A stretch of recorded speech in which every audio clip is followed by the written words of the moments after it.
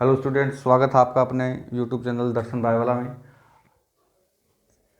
हम cell biology की series पढ़ रहे थे और सेल बायोलॉजी में आज का बहुत ही इम्पोर्टेंट टॉपिक कोशिका झिल्ली यानी सेल मेम्ब्रेन। कोशिका झिल्ली या सेल मेम्ब्रेन जो नाम है वो नाम दिया है नागेली व क्रेमर ने। कोशिका झिल्ली का ही दूसरा नाम प्लाज्मा लेमा भी इसको हम बोलते हैं। प्लाज्मा लेमा नाम जो है वो दिया है प्लावर ने। कोशिका झिल्ली या सेल मेम्ब्रेन हम पढ़े, इससे पहले मैं आपको इसके कुछ करैक्टर के बारे में या इसकी विशेषताओं के बारे में बता दूं कि कोशिका झिल्ली जो होती है वो बहुत ही क्या होती है, पतली होती है, थिन लेयर होती है। इसकी मोटाई लगभग 75 एंगस्ट्रॉन होती है। कोशिका झिल्ली जीवित होती है, मतलब लिविंग होती है, प्रत्यास्थ होती है, इलेसिटी होती है और चयनात्मक पारगम्य होती है। चयनात्मक पारगम्य का मतलब है कि कोशिका के अंदर आने वाले और कोशिका के से बाहर जाने वाले पदार्थों का यह चयन करती है। कोशिका झिल्ली जो है उसकी हम संरचना को पढ़े, इससे पहले हम कुछ मॉडल्स या कुछ संरचना के बारे में पढ़ते हैं, जिससे हमें ये पता चलता है कि प्लाज्मा झिल्ली की संरचना कैसी है। तो कोशिका झिल्ली की संरचना को समझाने के लिए कई वैज्ञानिकों ने अलग अलग मॉडल दिए हैं। उन्हीं मॉडल में एक मॉडल है सैंडविच मॉडल। सैंडविच मॉडल या इसी को बोलते हैं त्रिस्तरीय मॉडल, मतलब कि कोशिका झिल्ली का जो स्तर है या कोशिका झिल्ली की जो संरचना है वो त्रिस्तरीय होती है। कैसी होती है? त्रिस्तरीय होती है, मतलब इसके 3 स्तर होते हैं। 3 स्तर किस प्रकार से होते हैं? नाम से ही पता चल रहा है, सैंडविच। जैसे सैंडविच में ऊपर ब्रेड है और नीचे भी ब्रेड है और बीच में क्या है? ये मसाला है। इस प्रकार से सैंडविच होती है। तो उसी प्रकार से कोशिका झिल्ली की भी संरचना होती है। ये जो 2 ब्रेड हैं ये आपस में प्रोटीन को निरूपित करते हैं। प्रोटीन को निरूपित करते हैं। तो हम कह सकते हैं कि कोशिका झिल्ली में ऊपर और नीचे की जो ब्रेड वाली जो संरचना है वो तो है प्रोटीन, और बीच का जो मसाला है वो फॉस्फोलिपिड को निरूपित करता है। वो फॉस्फोलिपिड को निरूपित करता है। तो हम इस मॉडल को PLLP मॉडल के नाम से भी हम समझ सकते हैं। मतलब P मतलब प्रोटीन, दोनों तरफ तो प्रोटीन है और बीच में क्या है? फॉस्फोलिपिड है। इस मॉडल के अनुसार क्या है कि ये जो फॉस्फोलिपिड का जो स्तर है वो कितना है? 35 एंगस्ट्रॉन होता है। और प्रोटीन का जो स्तर है या जो प्रोटीन का जो मोटाई है वो 20 एंगस्ट्रॉन होती है। तो 20 angstrom plus 20 angstrom plus 35 angstrom is equal to 75 angstrom. मतलब 20 एंगस्ट्रॉन तो प्रोटीन हो गई, प्लस में 20 एंगस्ट्रॉन एक और प्रोटीन हो गई, प्लस में बीच में 35 एंगस्ट्रॉन क्या है? फॉस्फोलिपिड है। तो इस प्रकार से टोटल मिलाकर के उसकी मोटाई कितनी हो जाती है? 75 एंगस्ट्रॉन हो जाती है। जो फास्फोलिपिड जो है वो फास्फोलिपिड जो है उसकी प्रकृति इस मॉडल के अनुसार एम्फीबोलिक होती है। एम्फीबोलिक का मतलब इसमें 2 सिरे होते हैं। एक सिरा तो होता है शीर्ष भाग, एक सिरा तो होता है शीर्ष यानी हेड भाग, और एक होता है टेल पार्ट या इसी को हम पूंछ भाग भी बोल सकते हैं। फॉस्फोलिपिड का जो शीर्ष सिरा है ये वाला, फॉस्फोलिपिड का जो शीर्ष सिरा है वो ध्रुवीय होता है। कैसा होता है? और जल स्नेही होता है। जल स्नेही का मतलब कि जल के साथ जुड़ने वाला होता है। और ये जल स्नेही शिरा जो है वो प्रोटीन से आयनिक बंधों से जुड़ा होता है, क्योंकि ये क्या है? प्रोटीन है। ये प्रोटीन और ये क्या है? फॉस्फोलिपिड। तो फॉस्फोलिपिड का हेड पार्ट जो कि ध्रुवीय शिरा है वो प्रोटीन से आयनिक बंध या हाइड्रोजन बंधों से जुड़ा होता है, जबकि जो जल विरागी शिरा होता है जो कि अध्रुवीय शिरा है या इसी को हम जल विरागी शिरा बोल सकते हैं, यह जल विरागी शिरा या पूंछ शिरा जो है वो वांडरवाल बंधों से बंधा होता है। लेकिन इस मॉडल को अधिक मान्यता नहीं दी गई है, तो हम कह सकते हैं कि यह मत अधिक मान्य नहीं है। क्यों नहीं है? क्योंकि यह मत उन सभी तथ्यों की पुष्टि नहीं करता है जिससे हमें यह पता चलता है कि प्लाज्मा झिल्ली की संरचना यानी कोशिका झिल्ली की संरचना कैसी है। तो आज के इस टाइम में इस सैंडविच मॉडल को नकार दिया गया है। ये जो मॉडल है ये कंप्लीटली सेल मेम्ब्रेन के स्ट्रक्चर की व्याख्या नहीं करता है। सेल मेम्ब्रेन की स्ट्रक्चर को पढ़ने के लिए एक दूसरा मॉडल एक और है जिसको बोलते हैं इकाई कला मॉडल। जिसको बोलते हैं इकाई कला मॉडल। इकाई कला मॉडल जो है वो दिया गया रॉबर्टसन के द्वारा। देखो उसमें उस मॉडल के अनुसार क्या बताया गया है। दूसरा मॉडल है इकाई कला मॉडल, यूनिट मेम्ब्रेन कंसेप्ट, और गिवन बाय रॉबर्टसन। तो इकाई का मतलब क्या होता है? एक। इकाई का मतलब एक, और कला मतलब झिल्ली। इसका मतलब कि कोशिका झिल्ली जो है, कोशिका झिल्ली जो है वो कितनी होती है? एक होती है। चाहे कोशिका के चारों तरफ की झिल्लियां हो या कोशिका के अंदर उपस्थित अनेक प्रकार के कोशिकांग हो, उन सभी की जो कोशिका झिल्ली होती है वो सभी की सेम होती है। तो हम कह सकते हैं कि चाहे कोशिका हो, चाहे कोशिका हो या कोशिका के अंदर उपस्थित कोशिकांग हो, या कोशिका के अंदर उपस्थित कोशिकांग हो, कोशिकांग हो, उन सभी की झिल्लियां, उन सभी की झिल्लियां एक समान होती हैं, एक समान होती हैं, और वे अलग अलग नहीं होती हैं, अलग अलग नहीं होती हैं। या हम कह सकते हैं कि जितनी भी कोशिका झिल्लियां हैं, जितनी भी कोशिका झिल्लियां हैं, वे संरचनात्मक रूप से, वे संरचनात्मक रूप से व कार्यात्मक रूप से समान होती हैं। और इस ऊपर वाले मॉडल सैंडविच मॉडल के अनुसार प्लाज्मा झिल्ली कैसी थी? त्रिस्तरीय थी। तो यही बात ये बताता है कि प्लाज्मा झिल्ली त्रिस्तरीय होती है, त्रिस्तरीय होती है।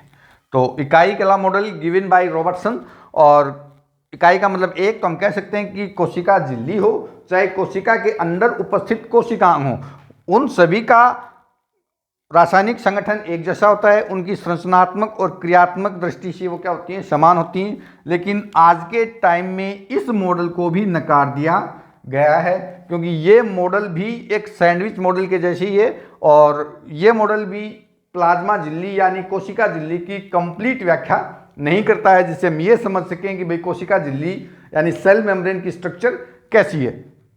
Next model, very very important model और मोस्ट एक्सेप्टेड मॉडल, क्योंकि उसके जितना उन्नत मॉडल आज तक नहीं आया है।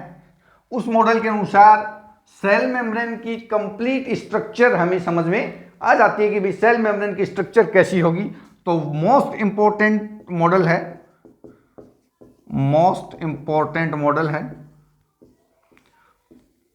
तरल मोज़ेक मॉडल, तरल mosaic model, fluid mosaic model, तरल mosaic model, given by Singer व निकोलसन। दिया किसने है ये? गिवन बाय सिंगर व निकोलसन।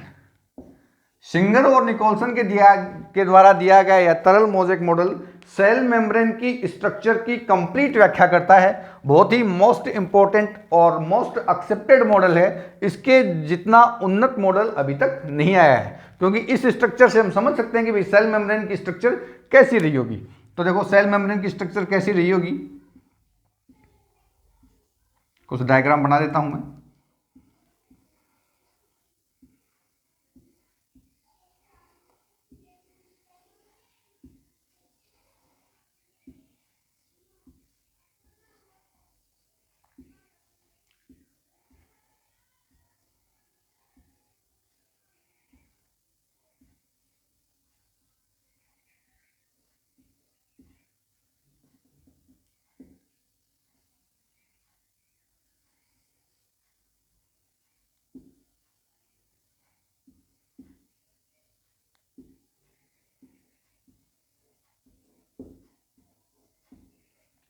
ये कुछ प्लाज्मा झिल्ली यानी सेल मेम्ब्रेन की स्ट्रक्चर है। ये प्रोटीन जो कि संपूर्ण मोटाई में हमें दिखाई दे रहे हैं, ये प्रोटीन कैसे हैं? इस प्रोटीन को बोलते हैं टनल प्रोटीन। क्या बोलते हैं? Tunnel protein. और मोस्ट एग्जाम्पल जो इसका है वो है पोरीन प्रोटीन। बहुत बार कंपटीशन एग्जाम में पूछा जाता है पोरीन प्रोटीन यानी टनल प्रोटीन के बारे में। ये जो बाहर की ओर दिखाई दे रही हैं ये परिधीय प्रोटीन या बाहरी प्रोटीन बोल सकते हैं, परिधीय प्रोटीन। ये भी क्या है? परिधीय प्रोटीन। और परिधीय प्रोटीन का बेस्ट एग्जांपल है स्पेक्ट्रीन। और अंदर की तरफ स्थित है आंतरिक प्रोटीन। अंदर की तरफ जो स्थित है वो है आंतरिक प्रोटीन। और मोस्ट एग्जांपल परमिएज प्रोटीन। परमिएज प्रोटीन। देखो क्या है ये मॉडल। इस मॉडल के अनुसार क्या है? इस मॉडल के अनुसार जो प्लाज्मा झिल्ली जो है, कोशिका झिल्ली जो है, वह तरल मोजेक प्रतिरूप में पाई जाती है, या हम कह सकते हैं कि अर्ध तरल रूप में पाई जाती है। तो हम कह सकते हैं कि इस मॉडल के अनुसार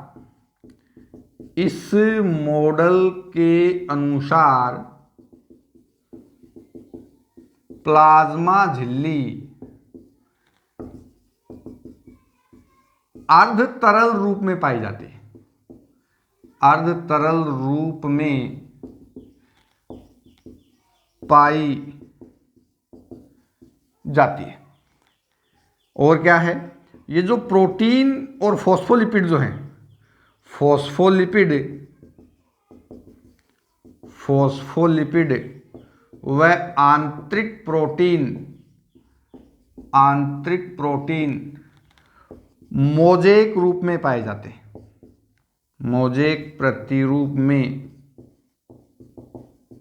पाए जाते हैं। अच्छा, इस मॉडल के अनुसार क्या है? इस मॉडल के अनुसार है कि जो फॉस्फोलिपिड जो है वो प्लाज्मा झिल्ली को तरलता प्रदान करता है, जबकि जो प्रोटीन जो हैं वो उसको अर्ध तरल यानी ठोस रूप प्रदान करते हैं। तो जो फॉस्फोलिपिड जो है, फॉस्फोलिपिड कोशिका झिल्ली को तरलता प्रदान करता है।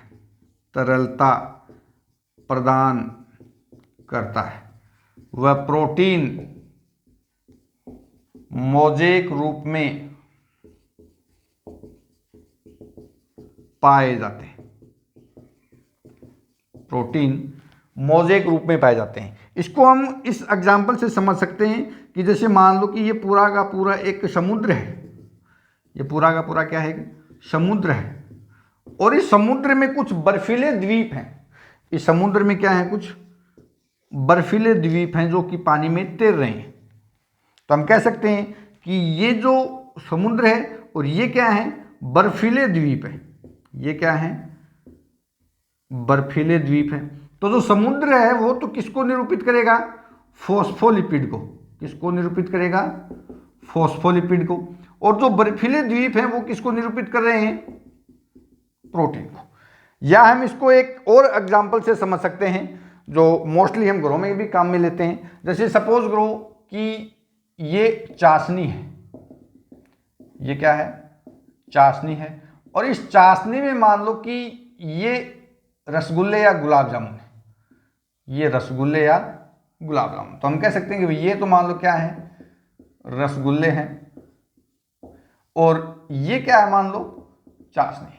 तो चाशनी इसको क्या कर रही है? तरलता प्रदान कर रही है। तो ये तो किसको निरूपित करेगी? फॉस्फोलिपिड को।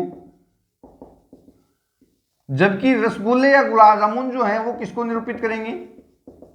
प्रोटीन को। तो इस मॉडल के अनुसार जो प्लाज्मा झिल्ली है वो अर्ध तरल रूप में पाई जाती है। फॉस्फोलिपिड और आंतरिक प्रोटीन जो है वो मोजेक प्रतिरूप में है। फॉस्फोलिपिड जो है वो कोशिका झिल्ली को तरलता प्रदान करता है और प्रोटीन मोजेक रूप में पाए जाते हैं। जैसे कि समुद्र में बहुत सारा पानी है, तो जो समुद्र है वो तो निरूपित करेगा फॉस्फोलिपिड को। और जो समुद्र के अंदर जो बर्फीले द्वीप तैर रहे हैं वो बर्फीले द्वीप निरूपित करेंगे किसको, प्रोटीन को। हम इसको एक एग्जाम्पल रसगुल्लों से समझ सकते हैं कि उसकी जो चाशनी जो होगी वो फॉस्फोलिपिड को निरूपित करेगी और जो रसगुल्ले या गुलाब जामुन जो है वो प्रोटीन को निरूपित करेंगे। नेक्स्ट,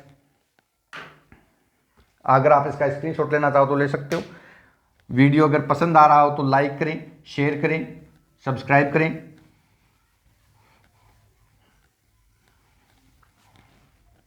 नेक्स्ट, अब कुछ प्रोटीन है, जैसे ये टनल प्रोटीन है। देखो क्या होती है टनल प्रोटीन। देखो टनल प्रोटीन क्या है, टनल प्रोटीन पूरी लंबाई में उपस्थित है। तो हम कह सकते हैं कि ये प्रोटीन कोशिका झिल्ली में संपूर्ण मोटाई में पाई जाती है, संपूर्ण मोटाई में पाई जाती हैं और ट्रांसपोर्ट में मदद करती है। एग्जाम्पल आपको पहले बता दिया है, मोस्ट एग्जाम्पल पोरीन प्रोटीन। कौन सा एग्जाम्पल है, पोरीन प्रोटीन। जब हम कोशिका झिल्ली पढ़ते हैं तब हम इसमें पढ़ते हैं कि भाई इसमें जो प्रोटीन जो है, आंतरिक प्रोटीन और जो परिधीय प्रोटीन या बाहरी जो प्रोटीन है, उनकी व्यवस्था कुछ किस प्रकार से होगी। तो देखो किस प्रकार से होगी इनकी व्यवस्था।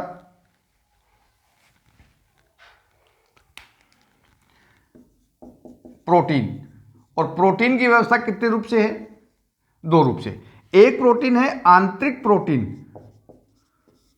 एक प्रोटीन कौन सी है, आंतरिक प्रोटीन, और एक है बाह्य प्रोटीन।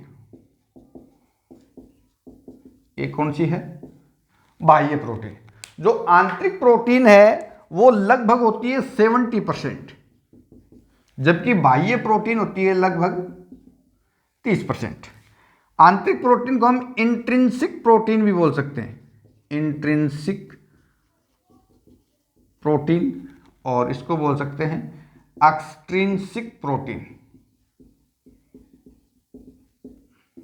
अब देखो नाम से पता चल रहा है, आंतरिक इसका मतलब अंदर की तरफ, और परिधीय यानी बाहरी मतलब बाहर की तरफ। तो हम कह सकते हैं कि यह अंदर की तरफ स्थित होती है, अंदर की तरफ स्थित होती है।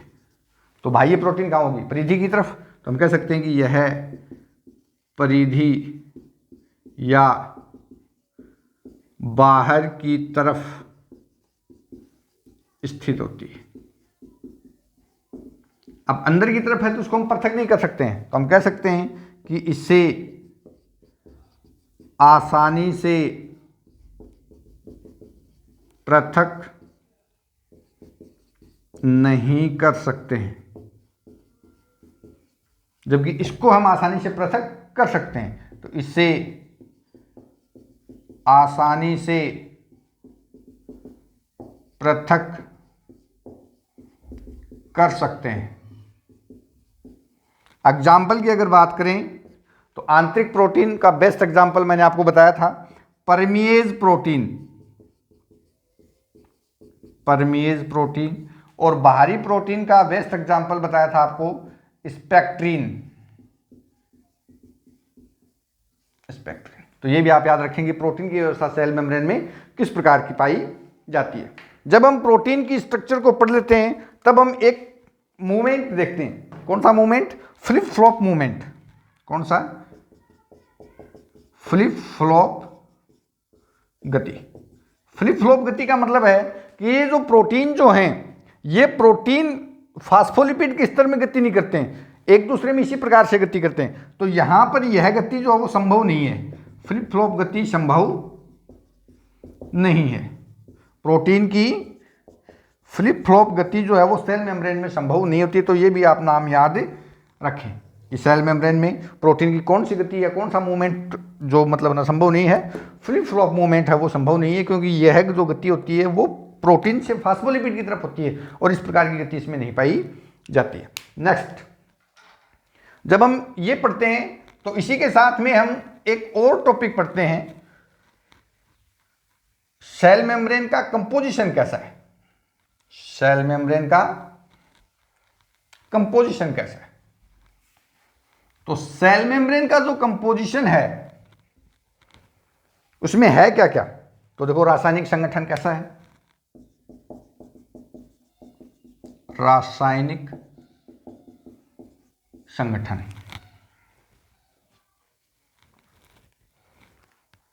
रासायनिक संगठन की अगर बात करें तो रासायनिक संगठन में हमें एक तो देखने को मिलती है प्रोटीन और फॉस्फोलिपिड, और तीसरा टॉपिक हमें देखने को मिलता है इसमें कार्बोहाइड्रेट। प्रोटीन लगभग 60 to 70% होगी, फॉस्फोलिपिड लगभग 30 से 40% होगी, और कार्बोहाइड्रेट लगभग 1 से 5% होगा। कार्बोहाइड्रेट वैसे तो बहुत ही कम है, लेकिन बहुत ही मोस्ट इंपॉर्टेंट भूमिका निभाता है ये कार्बोहाइड्रेट। तो कार्बोहाइड्रेट कौन कौन से होंगे, तो सेल मेम्ब्रेन में मोस्टली दो प्रकार के कार्बोहाइड्रेट होते हैं, एक तो होता है ग्लाइकोलिपिड और एक होता है ग्लाइकोप्रोटीन, ग्लाइकोप्रोटीन और ग्लाइकोलिपिड। ये जो कार्बोहाइड्रेट है ये काम क्या करेगा, तो कार्बोहाइड्रेट जो है यह सेल टू सेल रिकॉग्नाइजेशन का काम करेगा, रिकॉग्नाइजेशन का काम करेगा, मतलब पहचानने का काम करेगा, पहचान करेगा। सेल टू सेल रिकॉग्नाइजेशन का मतलब है कि कोशिका से कोशिका को पहचानना, कोशिका से कोशिका को पहचानना। क्यों, क्योंकि जब हम किसी एक ऑर्गन में दूसरे ऑर्गन की सेल को ट्रांसप्लांट करते हैं तो वह ऑर्गन उस कोशिका को क्या कर देता है, रिजेक्ट कर देता है। सपोज करो कि हमने लीवर के अंदर किडनी की सेल डाली, लीवर के अंदर किडनी की सेल डाली, तो क्या यह लीवर इस किडनी की सेल को एक्सेप्ट करेगा, नहीं करेगा। क्यों नहीं करेगा, क्योंकि यह पहचानता है लीवर के अंदर अगर हम लीवर की ही सेल डालते हैं तो वो इसको स्वीकार कर लेगा, अदरवाइज इसको क्या कर देगा, वो रिजेक्ट कर देगा। तो ये जो कोशिका से कोशिका को जो पहचानने का जो कार्य है वो किसका है, कार्बोहाइड्रेट का है। नेक्स्ट और लास्ट टॉपिक जब हम इसके बारे में कंप्लीटली पढ़ लेते हैं तब एक और पढ़ते हैं, function of cell membrane. Function of cell membrane, कोशिका झिल्ली के कार्य। तो कार्य कौन कौन से हो सकते हैं, जैसे चयनात्मक पारगम्यता का कार्य करेगी। चयनात्मक पारगम्य का मतलब है कि कोशिका के अंदर आने वाले और कोशिका से बाहर जाने वाले पदार्थों को यह क्या करती है, चयन करती है कि भी किसको अंदर आने देना है, किसको बाहर जाने देना है। इसके अलावा कोशिका से कोशिका को पहचानना, क्योंकि जब एक ऑर्गन में दूसरे ऑर्गन की सेल को ट्रांसप्लांट किया जाता है तो अगर वो सेम नहीं है तो वो जो कोशिकाएं जो हैं वो क्या जाती हैं, रिजेक्ट हो जाती हैं। तो हम कह सकते हैं कि कोशिका से कोशिका को पहचानने का काम भी किसका है, सेल मेम्ब्रेन का। और सेल मेम्ब्रेन में भी किसका है, सेल मेम्ब्रेन के अंदर जो कार्बोहाइड्रेट पाए जाते हैं उनका ये कार्य है। इसके अलावा परिवहन, मतलब अनेक प्रकार के पदार्थों को एक स्थान से दूसरे स्थान पर लेके जाने का जो काम है वो भी कोशिका झिल्ली करती है। परिवहन मोस्टली दो प्रकार से देखने को मिलता है, एक होता है सक्रिय परिवहन और एक होता है निष्क्रिय परिवहन। नाम से पता चल रहा है सक्रिय, इसका मतलब एनर्जी चाहिए। याद रखना कहीं पर भी अगर सक्रिय नाम आ जाता है तो वहां पर एनर्जी की रिक्वायरमेंट होती है, और अगर निष्क्रिय जाता है तो वहां पर ऊर्जा की आवश्यकता नहीं होती है। तो सक्रिय है इसका मतलब ऊर्जा चाहिए, जबकि निष्क्रिय है तो ऊर्जा नहीं चाहिए। सक्रिय परिवहन में जब ऊर्जा की आवश्यकता होती है तब पदार्थ जो हैं वो निम्न सांद्रता से उच्च सांद्रता की ओर जाते हैं, निम्न सांद्रता से उच्च सांद्रता की ओर जाते हैं। जबकि निष्क्रिय परिवहन में जब ऊर्जा की आवश्यकता नहीं होती, ऊर्जा है ही नहीं, तो उस कंडीशन में हम उच्च सांद्रता से पदार्थों का परिवहन निम्न सांद्रता की ओर देखते हैं, उच्च सांद्रता से निम्न सांद्रता की ओर। इसके अलावा एक्जोसाइटोसिस, एक्जोसाइटोसिस साइटोसिस। एक्सोसाइटोसिस का मतलब है कि कोशिका से पदार्थों को बाहर निकालना। ये काम भी कौन करेगा? कोशिका झिल्ली करती है। इसके अलावा एक और बहुत ही मोस्ट इंपॉर्टेंट कार्य है,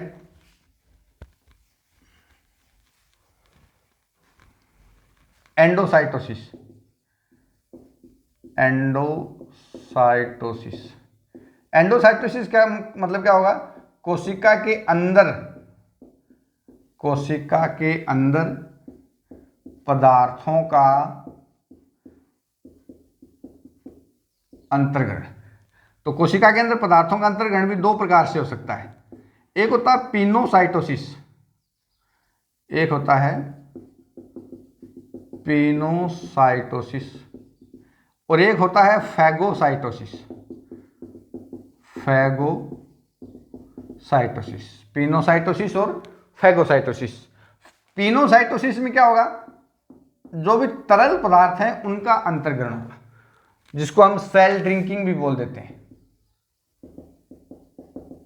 सेल ड्रिंकिंग भी बोल देते हैं। और फैगोसाइटोसिस में ठोस पदार्थ जो हैं वो कोशिका झिल्ली के द्वारा कोशिका के अंदर प्रवेश करवाए जाते हैं। तो फैगोसाइटोसिस में ठोस पदार्थों का अंतर्ग्रहण होगा, उसको हम बोलते हैं सेल ईटिंग। उसको क्या बोलते हैं? Cell eating. तो स्टूडेंट्स, ये था कंप्लीट वीडियो सेल मेम्ब्रेन यानी प्लाज्मा लेमा के ऊपर। आगे हम सेल बायोलॉजी के और भी अनेक टॉपिक और कोशिका द्रव्य में पाए जाने वाले अनेक कोशिकाओं के बारे में अध्ययन करेंगे। आशा है आपको वीडियो पसंद आया होगा। चैनल को लाइक करें, शेयर करें, सब्सक्राइब करें और हमसे जुड़ते और आप हमें देखते रहें। Thanks for watching video.